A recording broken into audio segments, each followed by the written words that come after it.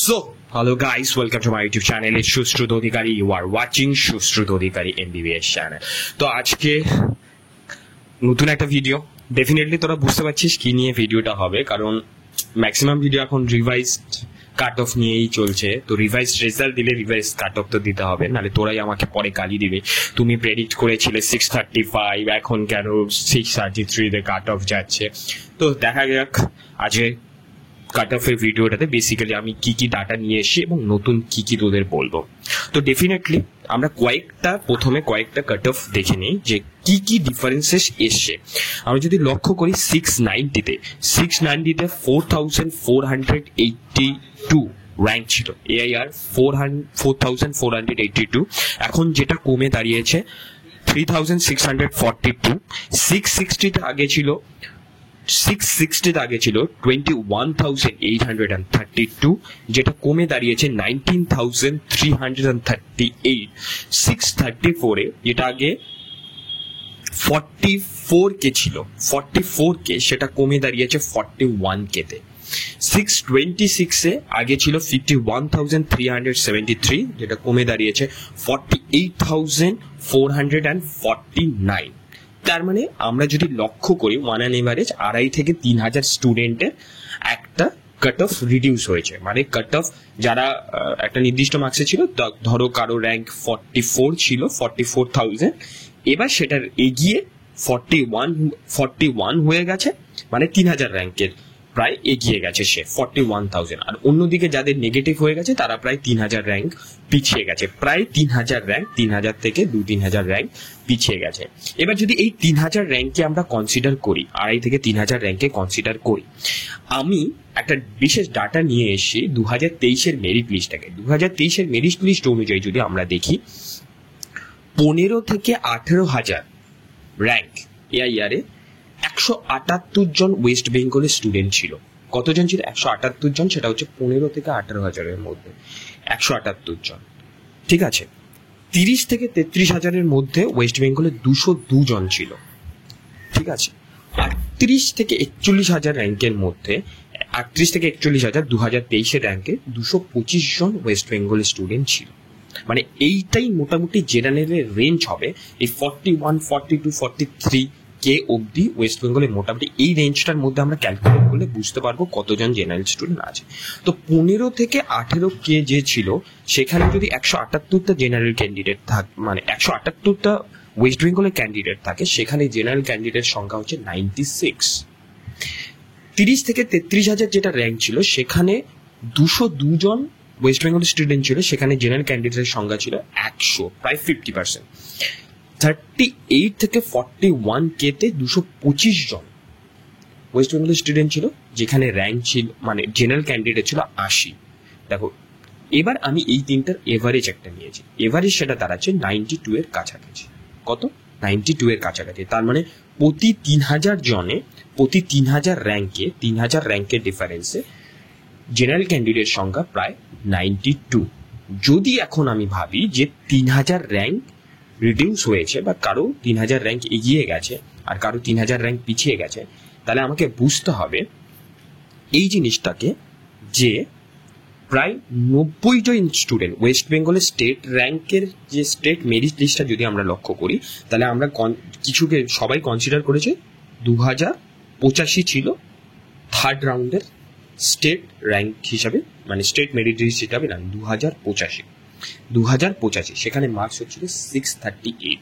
এই 2085 থেকে তাহলে 90 জন বেরিয়ে যাবে আর নতুন 90 জন এন্টার করবে। আমরা যেটা বের করলাম, এভারেজে 3,000 র্যাঙ্ক কমলে, 3,000 র্যাঙ্ক কমলে, মানে 3,000 র্যাঙ্ক কমা মানে বুঝতে পারছো যে 3,000 র্যাঙ্ক কমলে প্রায় 90 জন জেনারেল স্টুডেন্ট ঢুকে যাচ্ছে। যেহেতু -5 হয়ে যাচ্ছে কারো কারো, সেজন্য 90 জন বেরিয়ে যাচ্ছে আর কিছু জন ঢুকছে। ঠিক আছে। এবার একটা জিনিস তোমাকে কনসিডার করতে হবে, বেরিয়ে যাওয়া স্টুডেন্টের সংখ্যা আর ঢোকার স্টুডেন্টের সংখ্যা আমরা কনসিডার করব। 50%, প্রায় 60% স্টুডেন্ট ডি অপশনটাকে চুজ করেছিল, 40% স্টুডেন্ট বি অপশনটাকে চুজ করেছিল। তার মানে 90-এর যদি তুমি 40% কনসিডার করো, 60% স্টুডেন্ট ডি আর 40% স্টুডেন্ট বি অপশনটা কাটে, মানে 40% স্টুডেন্টের প্রায় নেগেটিভ হওয়ার চান্স আছে। 40% স্টুডেন্ট নেগেটিভ করবে। তো সেই হিসাবে যদি আমি লক্ষ্য করি, বেরিয়ে যাবে শুধু 40% স্টুডেন্ট, 40% স্টুডেন্ট বেরিয়ে যাবে, আর 60% স্টুডেন্ট ডি অপশনটাকে কারেক্ট করেছে। তার মানে যে 40% বেরোবে, সেই 40% মানে এই 2025 মধ্যে 2025 মধ্যে আমরা পেলাম 90 জন করে জেনারেলের ক্যান্ডিডেট আছে, 90 জন, -3 রিডিউস হওয়ার জন্য। এবার কিছু তার মধ্যে 40% শুধু বেরিয়ে যাবে, আমি শুধু 40% ঢুকছে সেখান থেকে। সেই হিসেবে যদি এখন আমরা ভাবি, তাহলে মোস্ট প্রবাবলি যেটা কাট অফ হচ্ছে 638 থেকে কাট অফ রিডিউস হয়ে সেটা 634 হওয়া উচিত। আমি মালদা মুর্শিদাবাদের 100টা সিট বাড়ার কনসিডারই করিনি এখন অব্দি, 634 হওয়া উচিত কাট অফ। এবার মালদা মুর্শিদাবাদের যদি সিটটাকে কনসিডার করি, তাহলে 100টা সিট বাড়ছে, আমি ধরে নিচ্ছি জেনারেলে 25 50টা সিট বাড়ছে, 50টা সিট, 90 জন 5 মার্কসের জন্য, 5 মার্কসে 90টা জেনারেল ক্যান্ডিডেট থাকে, তাহলে 1 মার্কসে ঐকিক নিয়ম 18টা স্টুডেন্ট থাকবে, 18টা জেনারেল ক্যান্ডিডেট থাকবে।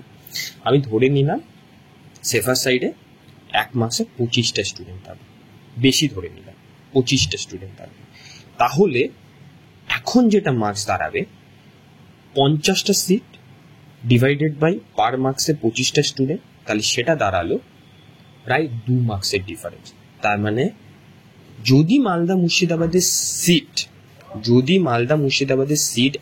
100 বাড়ে, তাহলে সেটা দাঁড়াবে 632-তে। তার মানে কাট অফ মালদা মুর্শিদাবাদের সিট বাড়লে 632 থেকে 33। যদি না বাড়ে তখন সেটা চলে যাবে 634, আগে যেটা ছিল 634 থেকে 635 এর রেঞ্জে। যদি না বাড়ে তবে সেটা হবে 634 থেকে 635।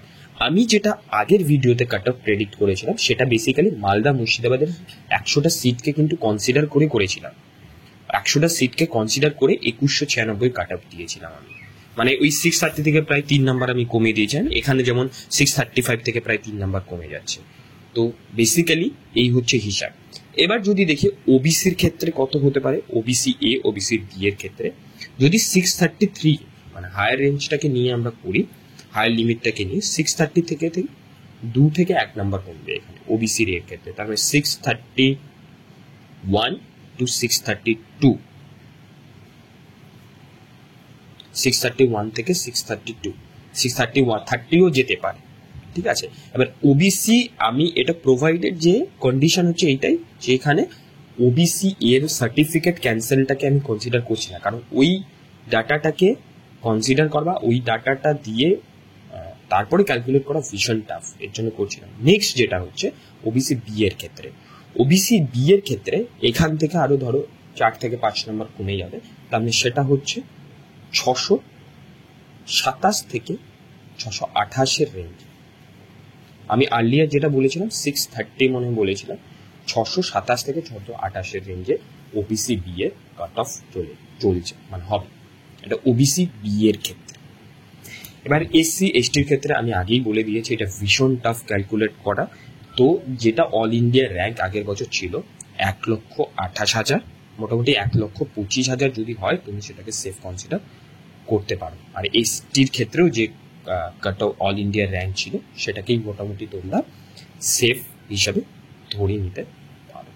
তাও আমি বলবো মোটামুটি 560 এসসির জন্য একটা সেফার সাইড স্কোপ, আর অন্যদিকে এসটির জন্য সেটা 330 থেকে মোটামুটি 340-50 রেঞ্জের মধ্যে হবে। সো আজকে ভিডিওটা এই অবধি, চ্যানেলটাকে সাবস্ক্রাইব কর, কিছু বুঝতে না পারলে ডেফিনেটলি কমেন্টে জানাও।